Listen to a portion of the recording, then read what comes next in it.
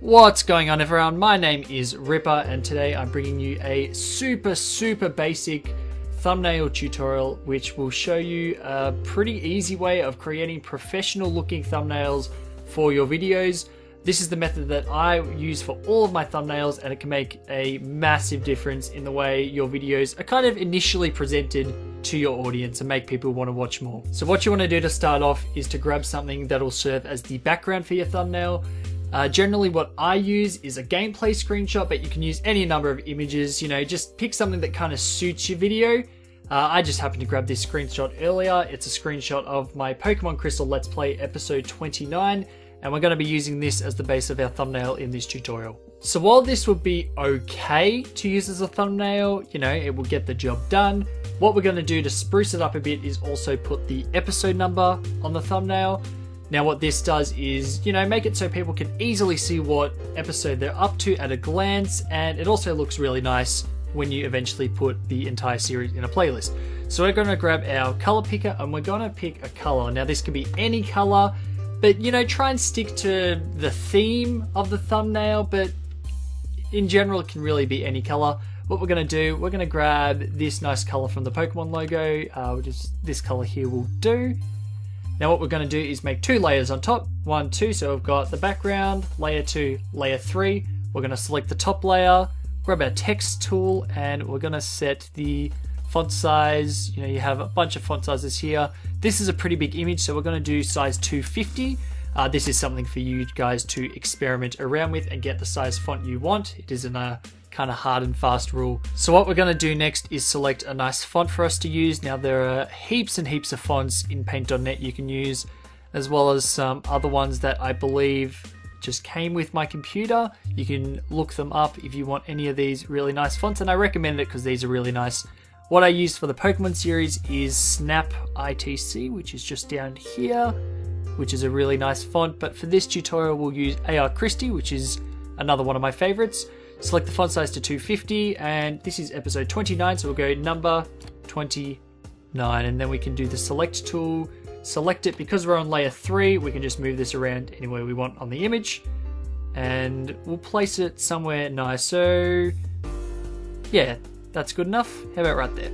So again, this would be okay as a thumbnail. However, if we just zoom out here, we can see that the further back we go, the 29 gets harder and harder to read, especially just the top of the 9 there. Now, considering we might have people viewing your thumbnails on mobile devices and such, you really want to make this a little more visible for your audience. So to rectify this, what we're going to do is copy this here. We're going to select it. We're going to Control C. We're going to go to the layer underneath, and we're going to Control V, and then what we're going to do is we're going to grab the black color from your color picker. Now this again can be any color, but what you want to do generally is make it a color that's much darker than the original color or much lighter. Now this can go either way. Again, you can experiment with this, but it generally depends on your background image. So in this case, we've got a fairly light background image. We've got pinks and whites.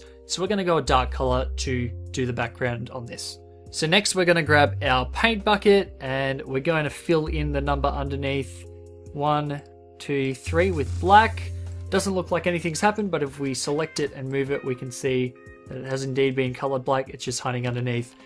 So what we do next is we find our blur function. Now I'm not sure exactly where this is located on other programs such as Photoshop, GIMP, but Google is your friend when it comes to these things. So look it up, know your program.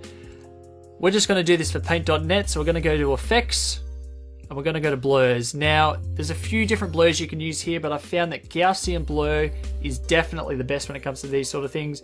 We're going to select Gaussian blur, and we have a bit of a slider here, and you can see that the image below gets more blurred the bigger the radius is. You can go all the way up to 200, which doesn't give you which gives you a bit of an odd effect there. We'll find a bit of a middle ground here. I'm just thinking you can adjust the slider. I think around there is good. So yeah, about 25. That sounds good. Just like that there. So you can immediately see that there is a massive difference already. And if we zoom out a little bit, we can see that the number remains visible even as we go out to, 5%, 3% even. You can kind of tell that's a 9 still. For comparison purposes, I'll toggle the drop shadow off there, and it's almost invisible, the 9 there. You really can't see it at all. Hopefully you can see the massive difference that this drop shadow is having on the image there. So I feel it's worth mentioning at this stage that you can actually just select the top layer and click this button, merge layer down, and this actually allows you to move your number around again.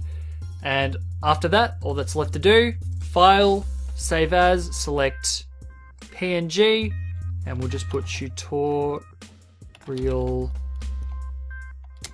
thumbnail. One last thing to mention regarding thumbnails, guys, and that is if your monitor resolution is rather high and hence your screenshot resolution is also rather high, I would suggest scaling your thumbnail down in size, as YouTube will only allow you to upload thumbnail sizes up to 2 megabytes. So if I go to image, resize, you can see that my resolution and hence my thumbnail screenshot is 1920 across. I highly suggest you lower this to something like 1280 or possibly even lower if your thumbnail is rather detailed. And that's all there is to it, guys. I hope this helped. I hope you can go and make some really nice looking thumbnails now. And I hope you enjoyed this tutorial.